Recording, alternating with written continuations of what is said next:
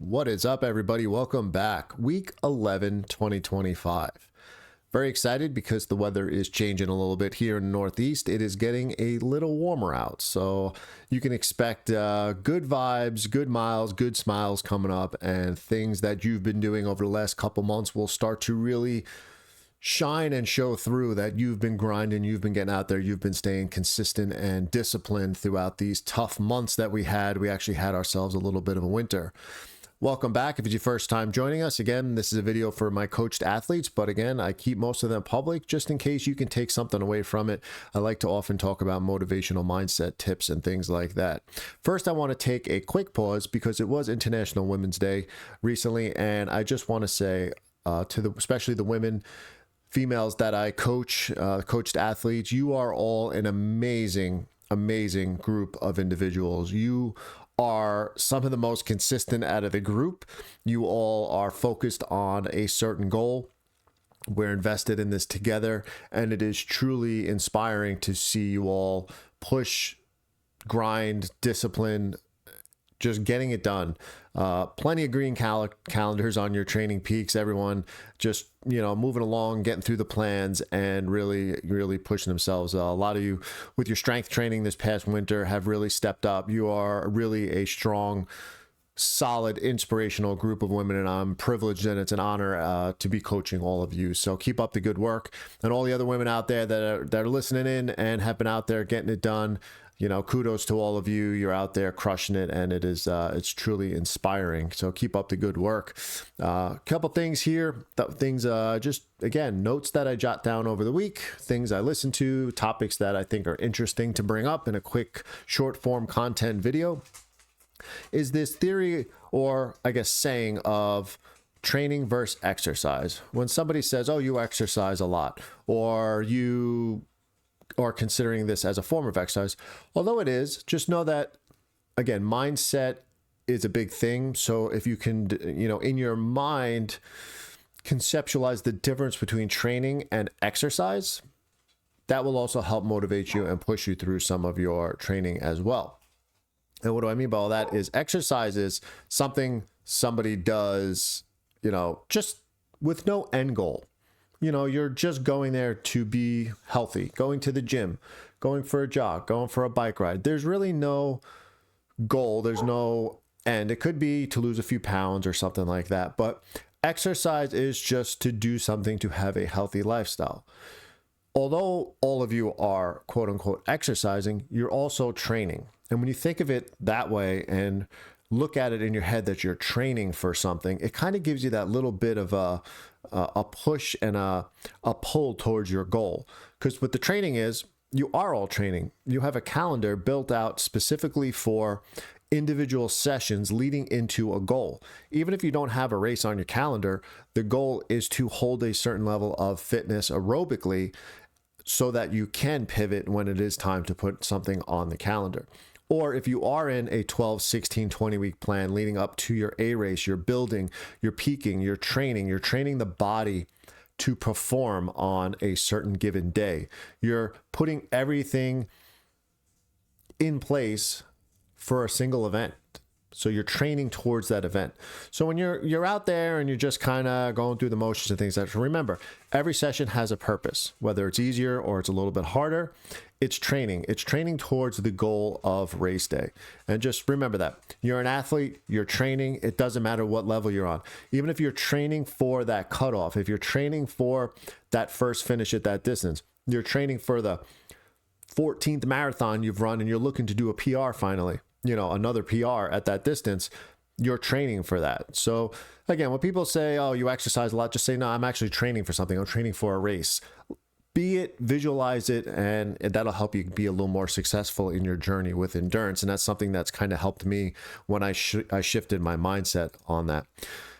And that's kind of the quote is for that is like just doing versus improving. Exercising, you're just doing, you're moving your body, you're staying healthy. But when you're training, you're improving, because again, every session is building upon other sessions, and every week, every block of training is a pathway of improving towards that race day. For a lot of you, It's data collection time. What do I mean by that? The weather's changing. We're getting into some plans. We're starting to come out of the funk of maybe not the most consistent blocks of training for some of you. We've had some little holes in it and things, or some step backs, and that's fine. Good, solid, consistent base. The weather's changing. Things may be a little different. It may be a little warmer out coming forward. We're not going to be running in 25-degree weather finally. So it is kind of time to see where we're at with our pacing zones, heart rate zones and running, power zones with the bike.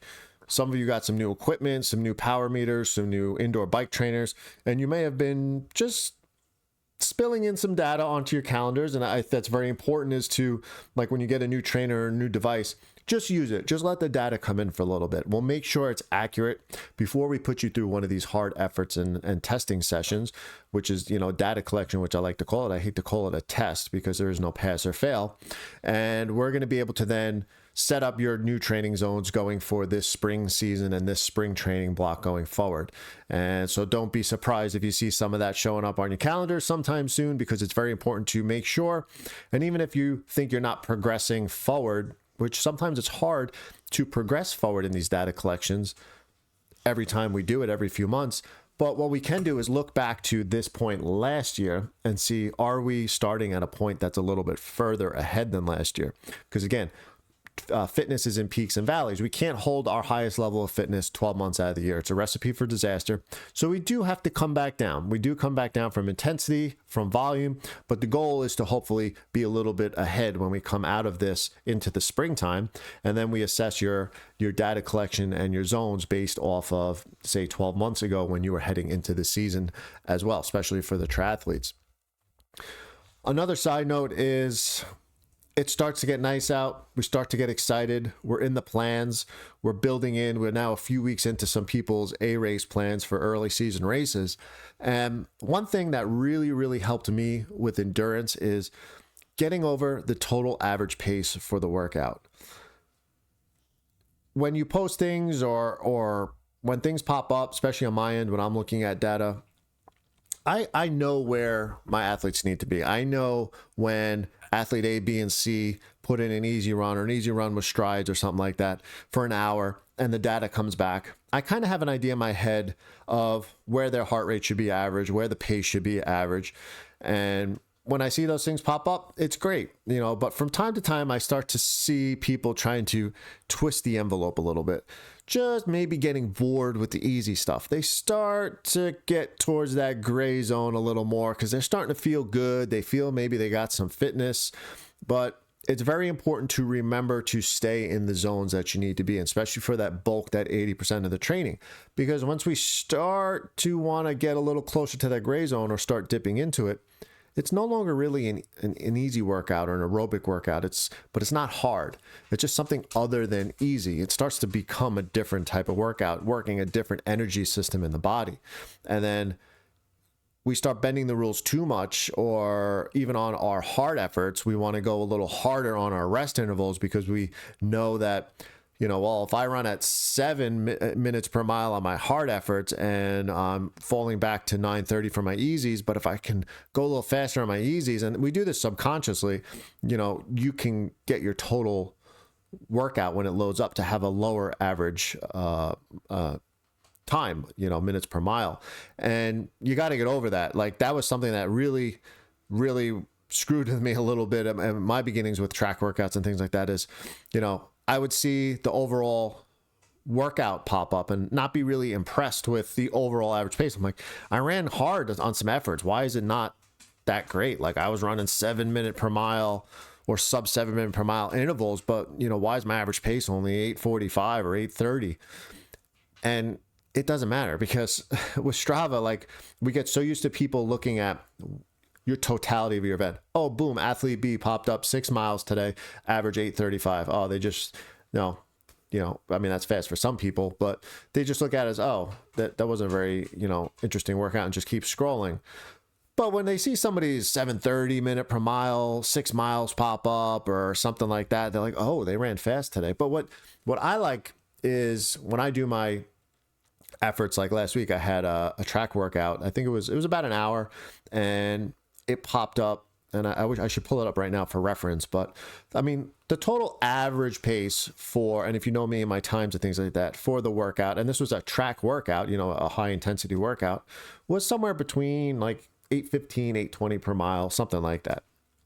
Now, when somebody's scrolling through for that, it really doesn't stand out for myself. But if you were to click into the actual workout and go look at it, there was I believe it was like a 10-minute easy warm-up period. And then we had some hard 2-minute efforts at about 7 minutes per mile. We had some 3-minute efforts that were a little faster than 7 minutes per mile. And then I finished with some max effort sprints at the end, which, you know, were very short with a small rest period of stopping, which I let my watch run. So that, you know, was a stop for at least a minute cumulative time that was just adding to the total minutes per mile. It's just the thought behind all of it is, don't worry about what that says. The work is in, again, we're training, right? We go back to that philosophy of training. The work is in the interval. The work is in the workout, not your rest period, not your warm up, not your cool down. Just log it all as one. I dive in, especially for my coached athletes, you know, if you're worried about, you know, what coach thinks about it, is I look in, especially when we're going by pace or something like that for the run, is I will be able to see on a chart the range you were supposed to be in for your intervals and your rest periods. And what I want to see is that line between each of those ranges. When I see you hitting your interval, but then going a little too fast on your rest period, again, some of this is just happens subconsciously. We have to actually slow ourselves down on purpose for these. And then I don't see you hitting your final intervals. It's because you probably went too fast as well in your rest period. So don't worry about, just take each workout for what it is. Don't worry about the totality of it. The work is in the intervals on those workouts. And that's just something to remember, especially as going forward, as more specificity in these workouts and intensity shows up in your calendars as you're getting closer to your races, because you're going to be coming out of this big aerobic base building block that we have.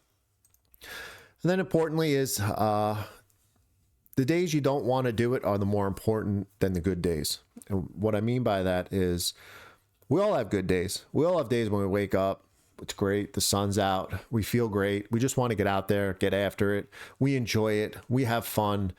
You go on with your day, you have a smile on your face. But it's often those days where life seems like it's just throwing curveballs at you.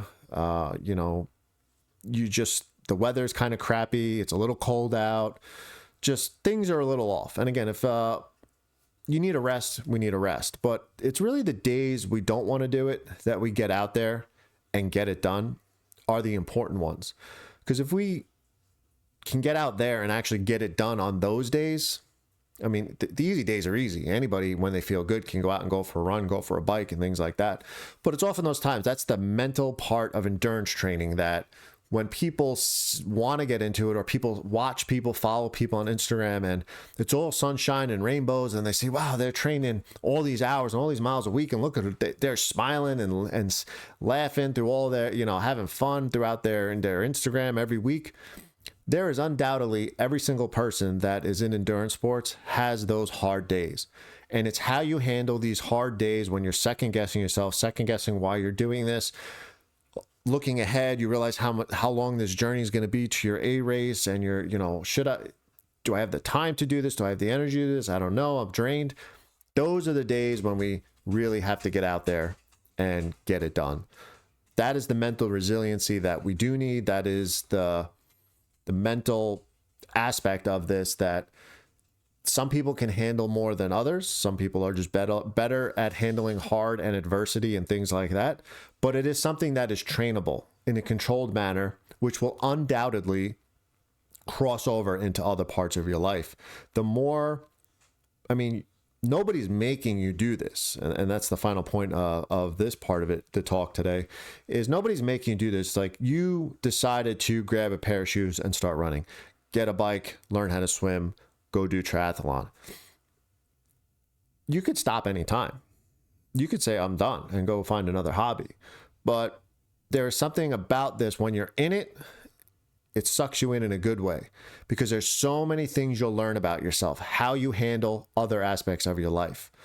I always say, like, if I look at somebody's training, how they train, how disciplined and consistent they are, how well prepared they are, how they fuel themselves, just as I get to know them as an athlete, I can usually start to learn who they are as a person.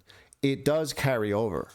It's very hard to be very squared away, great in business or career or whatever you have going on, like just being on point with everything and being a complete mess with your training. Usually they go hand in hand. You usually see some type of overlap, or at least the more, the more on point you are with one, it will carry over to the other. So keep getting after it out there. Again, when the hard days come or part of your training plan gets a little rough, take a deep breath. Know it's normal. Know that you're not the only one going through it. Everybody's in this together, especially on my side of things for myself and the coached athletes. We're all in this together. Not only am I invested with you as you're invested with me, as the community that we have, we are all invested in this together. So take that to heart.